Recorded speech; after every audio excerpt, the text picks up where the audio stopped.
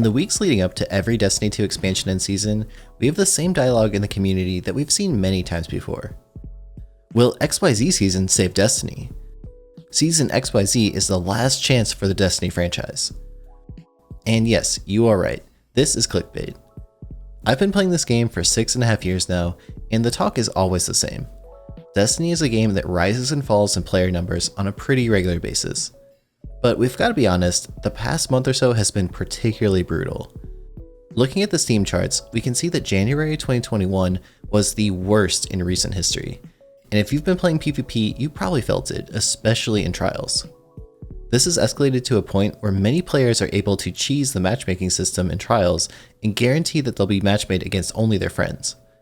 This is bad, really bad.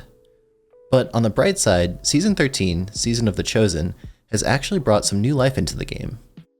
Player numbers are up, roughly doubling the player count on the days leading up to the new season on Steam. After the first week of playthrough, I wanted to take a look at the season and evaluate the good, the bad, and the ugly. Let's start with the new seasonal activity loop, the Battlegrounds, Hammer of Proving, and the War Table, and then I'll take a look at some of the other things we have going on this season. If you're not up to speed with the new additions, check out my video on the topic where I explain in depth how all of the new vendors in Season 13 work. It'll be linked in the description below. The short version is that umbral engrams are back, and they once again allow us to focus the engrams to get specific loot, which is a combination of the new seasonal drops like the new Sniper Far Future, and the wider world loot drops like weapons and armor. I like anything that provides a more deterministic approach to getting loot, and some of the new seasonal loot is actually pretty good. However, I do have two major issues with how the system was implemented. First off is that the process of getting enough of these hammer charges to focus the loot to tier 2 or tier 3 is pretty daunting.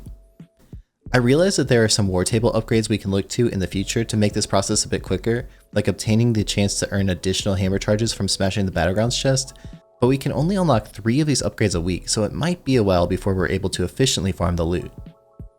The other problem that I see is that it would be really nice to have some of the other great loot options from the season obtainable by focusing the umbral engrams.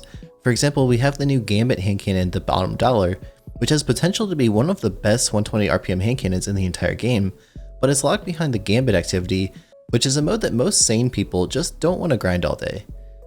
It also has an absolutely packed perk pool of 12 perks in each of the last 2 columns, not to mention that it's absurdly unlikely to drop. This means that if you want to grind for this weapon, you're going to have to play enough Gambit to get lucky and then receive a hand cannon drop, and then you also need to get extremely lucky in the final 2 columns to get a roll that you actually want. These extreme tiers of RNG could be somewhat mitigated if you could just spend materials to focus farm the hand cannon from umbral engrams. I think at least having the option to focus for items in the new Gambit and Crucible loot tables would be a great addition to the umbral engram system. The Battleground activity itself is okay. There are certainly less fun ways to spend your time, looking at you, tier 3 Reckoning, but it basically does feel like a rehashed repeatable strike. I don't even really know what to say that would make it more enjoyable at this point. Maybe we're just collectively experiencing some burnout of the same old loop of kill a few small enemies, kill a big enemy, do something 3 times, kill part of a boss health until you hit a health gate, and then do a mechanic, and then repeat until the boss dies. I guess this is an oversimplification, but I really don't know what Bungie could introduce that would make it feel fresh at this point. Please let me know in the comments if you have some cool ideas. For me, this type of monotonous grind is acceptable as long as I feel like my time is well rewarded. If I was able to maybe earn 3 to 5 hammer charges every run, and then have my chance at a targeted PvP god roll after each battleground, I'd be way more into it. I guess only time will tell as the season progresses to evaluate how this particular grind ends up feeling. If you remember back, the Black Armory Forges at least guaranteed 1 predetermined weapon drop per completion, so you know that if you spent at least a few minutes doing a forge, you had at minimum a new roll of the exact weapon that you wanted to farm. I think back to playing games like Diablo 3, where you get absolutely showered in loot when you complete a high level Greater Rift. This is a big thing to me and it's really missing in recent Destiny. I'm not sure why Bungie seems so afraid of being more generous with the loot dispersion. The player base really loved those early days of the Menagerie where you could earn multiple drops per run, and I think that we need to get back to that way of things. One really good element of the new season is that Bungie has introduced a number of really cool new perks that have spiced up the loot pool tremendously, along with the introduction of so many new weapons. This is a great direction for the game, and it helps to soften the blow of sunsetting so many weapons at the same time. As far as PvP goes, We finally have some new interesting loot to chase in the Crucible loot pool. In particular, the new sniper rifle, Frozen Orbit, can get some really great rolls, and it has a model that's effectively a remake of one of my favorite Destiny 1 snipers, Her Benevolence. Personally, I'm looking for a roll with moving target and quick draw, and I'll probably make a video about it if I ever manage to get one. We also got a UI overhaul that visually cleans up the menu for choosing which Crucible mode that you want to play. I think this is actually a really great decision on Bungie's part, because I know that many new players feel very confused when they're choosing which mode they want to play. The playlists that you can choose also now come with a short explanation of the game mode, which will make sure that you know exactly what you're about to get yourself into without actually having to launch the game in advance. We also now have the control playlist centered on the Crucible screen, which makes it appear as the biggest playlist, which should help push some more casual players into it and increase the overall population. I think it's a really smart move. Probably the biggest improvement to PvP though this season is actually the addition of some new fresh Trials loot, which is desperately needed.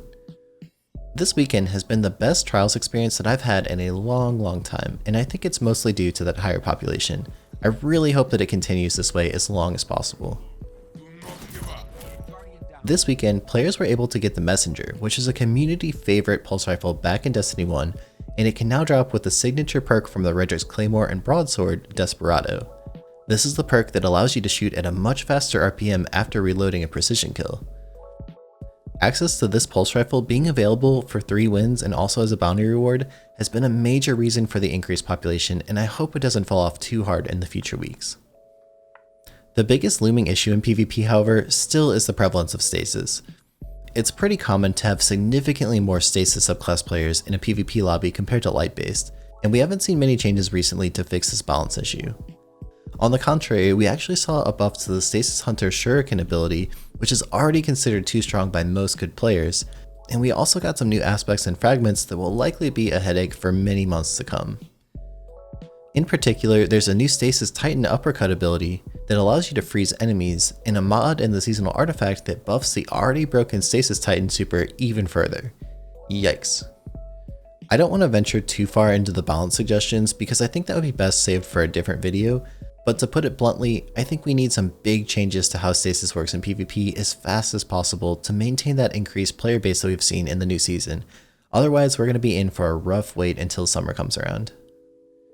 We also still have some major cheating problems in PvP that have yet to be substantially even mentioned by Bungie. They've been in the news with some legal battles against cheat providers, but the in-game experience is that it's far too common to come across cheaters, especially in Survival and Trials of Osiris. As far as the PvE elements in the new season, like the story progression, I'll have to refer you over to Bife because I'm definitely not a lore master. But from what I can tell, it seems that most players are pretty happy with the story progression. It seems like every major character is playing some sort of a role this season, with Osiris, the Crow, Zavala, Saladin, even Amanda making new lines in the Battlegrounds. Also, having the Devil's Lair Strike return is really great and very nostalgic for us veteran players, but it is a bummer that the Saber Strike isn't currently available, and hopefully it'll be back soon. Once again this season, we're plagued with an incredibly slow drip feed of content. I can't claim to understand the analytics of all the player retention models behind the scenes when it comes to drip feeding content instead of just letting us play it all at once, but from a player experience standpoint, it's pretty frustrating to feel like my progress is being artificially gated at each turn. I'd love to spend a day or a few days completely leveling up the war table, for example, and then efficiently farming for the loot that I really do want this season.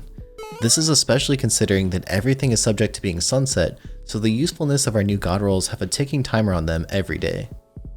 We also have to keep this in mind for our sunsetting armor rolls, where each season I'm feeling the pain of needing to farm a new god roll just to keep a good stat distribution for PvP.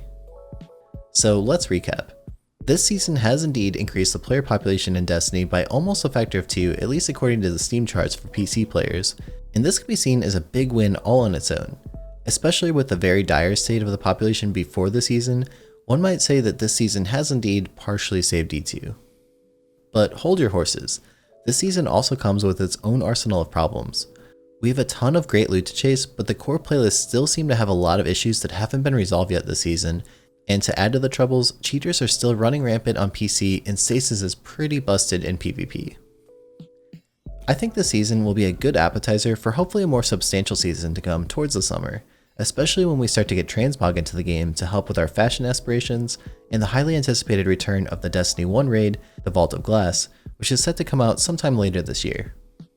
I want to give a special shout out to my community Discord server for sharing their opinions on the season so far to help with this video. If you'd like to join our conversation, the link to join is discord.gg/pattycakes. Let me know what you think of the new season. I'd love to hear your thoughts in the comments. Also, please take a second to hit that like button if you found this one interesting. That's all for now. Catch you guys next time.